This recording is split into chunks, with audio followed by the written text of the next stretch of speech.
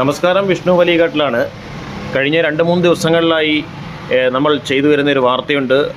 പനച്ചുവിള Thadikkad road നിർമ്മാണവുമായി ബന്ധപ്പെട്ട് അതിൽ കൃത്യമായ കാര്യങ്ങളെല്ലാം പറഞ്ഞിരുന്നു. അത് അവസാന അപ്ഡേഷൻ എന്ന് പറയുന്നത് ഈ പനച്ചുവിള തടിക്കാട് റോഡിൻ്റെ പടിഞ്ഞാറ്റിൻകരയ്ക്ക് തിരിയുന്ന ഭാഗത്ത്, അതായത് ടാറിംഗ് പണി പൂർത്തിയായ അന്ന് തന്നെ ഇവിടെ ഇങ്ങനെ വെട്ടിപ്പൊളിച്ച് ഇടുന്ന ഒരു സാഹചര്യമുണ്ടായി.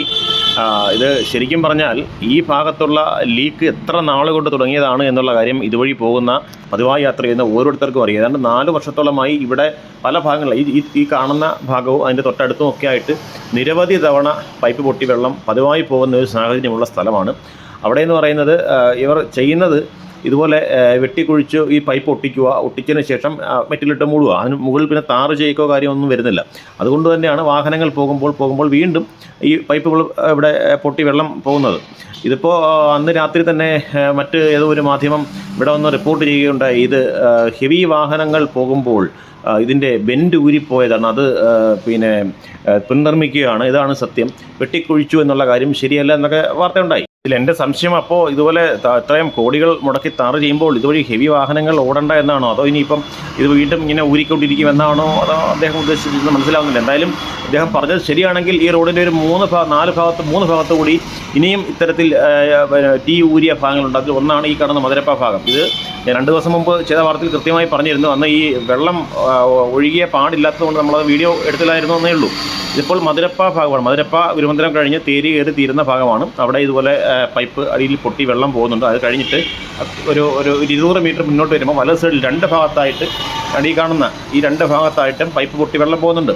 ഇത് എന്ന് പറയുന്നത് ഇപ്പോൾ പുതിയതായി നിർമ്മാണ പ്രവൃത്തി നടത്തിയ ഭാഗത്താണ്. ഇവിടെ ആദ്യഘട്ട മെറ്റലിംഗ് എല്ലാം കഴിഞ്ഞതാണ്. മെറ്റലിംഗ് കഴിഞ്ഞ ഭാഗത്താണ്. ഇത് ശരിക്കും ഈ മെറ്റലിംഗ് നടക്കുന്ന സമയത്തൊക്കെ ഇതുവഴി ലീക്കുള്ളതാണ്. ഇതൊന്നും കൃത്യമായി ചെയ്യാതെയാണ് ഈ റോഡ് താറ് ചെയ്യുന്നത് എന്നുള്ള കാര്യം വളരെ കൃത്യമായും വളരെ വ്യക്തമായും ഇതിന് മുമ്പ് നമ്മൾ വാർത്ത ചെയ്തിട്ടുള്ളതാണ്. 2ാമത്തെ ഭാഗമായി കാണുന്ന ഭാഗത്താണ്. ഇവിടെ തന്നെ അടുത്തടുത്ത് 2 ഈ പൈപ്പ് പൊട്ടിയിട്ടുണ്ട്. അതുപോലെ തന്നെ ആദ്യം കാണിച്ച ഭാഗത്ത് പൊട്ടിയിട്ടുണ്ട്. ഇപ്പോൾ ഇവർ ഈ കുഴിച്ച് ഇട്ടിരുന്ന ഭാഗം, അവിടെ ഇതിന് മുമ്പ് സ്ഥിരമായി പൊട്ടി വെള്ളം പോകുന്ന ഭാഗമാണ്. ഇത്രയും കാര്യങ്ങൾ നമ്മളെ വളരെ കൃത്യമായി നാടിൻ്റെ ഒരു വികസനം ലക്ഷ്യമാക്കി നമ്മൾ വാർത്തകൾ ചെയ്യുമ്പോൾ ഈ ഇത്തരത്തിൽ നിർമ്മാണ പ്രവൃത്തികൾ സമയത്ത് പൂർത്തീകരിക്കാത്ത ആളുകളെ സപ്പോർട്ട് ചെയ്ത് ചില ആളുകൾ തെറ്റായ വിവരങ്ങളാണ് ഈ പൊതുജനങ്ങളിലേക്ക് എത്തിക്കാൻ ശ്രമിക്കുന്നത്. ഇതുകൊണ്ട് ഇവർക്ക് എന്താണ് നേട്ടം എന്നുള്ള കാര്യം അറിയില്ല. ഇനി പണമോ പാരിതോഷികങ്ങളോ വല്ലോ വാങ്ങിച്ചിട്ടാണെന്ന് അറിയില്ല. കാര്യം ഇത്തരത്തിൽ കോടിക്കണക്കിന് രൂപ പൊതുജനങ്ങളുടെ നികുതിപ്പണം എടുത്ത് ഇത്തരത്തിൽ നല്ല രീതിയിലുള്ള ഒരു നിർമ്മാണ പ്രവർത്തനം നടത്തി വരുമ്പോൾ അതിൽ വരുന്ന പിഴവുകളും പോരായ്മകളും നമ്മൾ കാണിച്ച് അതിൻ്റെ വേണ്ടപ്പെട്ട ആളുകളിലേക്ക് എത്തിച്ച് അത് വളരെ കൃത്യമായും വളരെ നല്ല രീതിയിലും ചെയ്യണം എന്ന ഉദ്ദേശത്തോടു കൂടി വാർത്ത ചെയ്യേണ്ട മാധ്യമപ്രവർത്തകർ തന്നെ അതിന് വിലങ്ങുതടിയായുള്ള വാർത്തകൾ നൽകുന്നത് ഒരു മാധ്യമത്തിനും ഒരു മാധ്യമ പ്രവർത്തകനും ചേർന്ന പണിയല്ല എന്നാണ് എനിക്ക് പറയുവാനുള്ളത്. ഒരു നാടിൻ്റെ വികസന കുതിപ്പിൽ എല്ലാ കാര്യത്തിനും സപ്പോർട്ട് ചെയ്ത് പൊതുജനങ്ങൾക്കൊപ്പം നിൽക്കേണ്ടതാണ് ശരിക്കും ഒരു മാധ്യമധർമ്മം എന്ന് പറയുന്നത്. ഇത്തരം മാധ്യമധർമ്മങ്ങൾ പോലും അറിയാതെ വായിൽ തോന്നുന്നത് മാത്രം വിളിച്ചു പറഞ്ഞുകൊണ്ട് കിടക്കുന്ന ആളുകളെയൊക്കെ മാധ്യമപ്രവർത്തകരായി നമുക്ക് അംഗീകരിക്കാൻ കഴിയില്ല. അത് ശരിക്കും പറഞ്ഞാൽ നല്ല രീതിയിൽ മാധ്യമപ്രവർത്തനം നടത്തുന്ന മാധ്യമ പ്രവർത്തകർക്ക് തന്നെ അപമാനമായ ഒരു കാര്യമാണ്.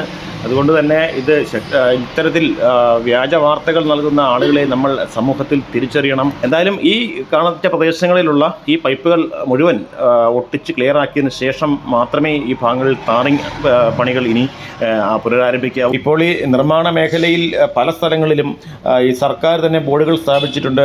ജനങ്ങൾ കാഴ്ചക്കാരല്ല എന്നുള്ള കാര്യങ്ങളൊക്കെ ഉൾപ്പെടുത്തിയിട്ടുണ്ട്. അതായത് ഇതിലെന്തെങ്കിലും നിർമ്മാണത്തിലുള്ള അപാകതയോ അഴിമതിയോ കാര്യങ്ങളൊക്കെ ഉണ്ടെങ്കിൽ നിങ്ങളത് റിപ്പോർട്ട് ചെയ്യുക, തെളിവ് സഹിതം റിപ്പോർട്ട് ചെയ്യുകയാണെങ്കിൽ അതിനെതിരെ നടപടി ഉണ്ടാകും എന്നുള്ളതാണ് ഉദ്ദേശിക്കുന്നത്. പക്ഷേ ഈ ഇത്തരത്തിൽ നിർമ്മാണ പ്രവൃത്തി നടക്കുന്നിടത്ത് പൊതുജനങ്ങളും അതുപോലെ തന്നെ ഞങ്ങൾ ഈ കൃത്യമായ കാര്യങ്ങൾ റിപ്പോർട്ട് ചെയ്യുന്ന പത്രപ്രവർത്തകരും ഒക്കെ വെറും കാഴ്ചക്കാരായി മാറേണ്ട ഒരു അവസ്ഥയാണ്. അതിൻ്റെ ഏറ്റവും വലിയ ഉദാഹരണമാണ് ഈ റോഡിൻ്റെ നിർമ്മാണ രീതി എന്ന് പറയുന്നത്. ഈ കാര്യങ്ങളൊക്കെ നമ്മൾ ആദ്യം മുതലേ കൃത്യമായി പറയുന്ന കാര്യങ്ങളാണ്. ഇതൊക്കെ ആദ്യം മുതലേ റിപ്പോർട്ട് ചെയ്തിട്ട് ഇത്രയും നാളായിട്ടും യാതൊരു നടപടിയും ഉണ്ടായിട്ടില്ല. ആ നടപടി ഉണ്ടാവാതെ അവർക്ക് തോന്നുന്ന രീതിയിൽ തന്നെയാണ് ഇവിടെ നിർമ്മാണ പ്രവൃത്തികൾ ഇപ്പോഴും നടന്നുകൊണ്ടിരിക്കുന്നത്. എന്തായാലും നിങ്ങൾ ഈ വാർത്ത പരമാവധി ഷെയർ ചെയ്ത് വേണ്ടപ്പെട്ട അധികാരികളിലേക്ക് എത്തിക്കുക, പരമാവധി ജനങ്ങളിലേക്ക് എത്തിക്കുക. ഇത് കണ്ടെങ്കിലും അധികാരികൾ കണ്ണു തുറക്കണ്ടെങ്കിൽ തുറക്കട്ടെ. നാടിൻ്റെ വളർച്ചയാണ് നമുക്ക് പ്രധാനം. എന്തായാലും നാടിൻ്റെ വികസനത്തിന് തടയിടാൻ വരുന്ന ആളുകളെ ജനം തിരിച്ചറിയുക, അവർക്കെതിരെ ശക്തമായി പ്രതികരിക്കുക. നാടിനൊപ്പം ജനങ്ങൾക്കൊപ്പം എന്നും എപ്പോഴും ചാനൽ വി ഉണ്ടാകും എന്ന് ഉറപ്പ് പറഞ്ഞുകൊണ്ട് നിർത്തുന്നു. Reporter Vishnu Valiyakattil, channel V.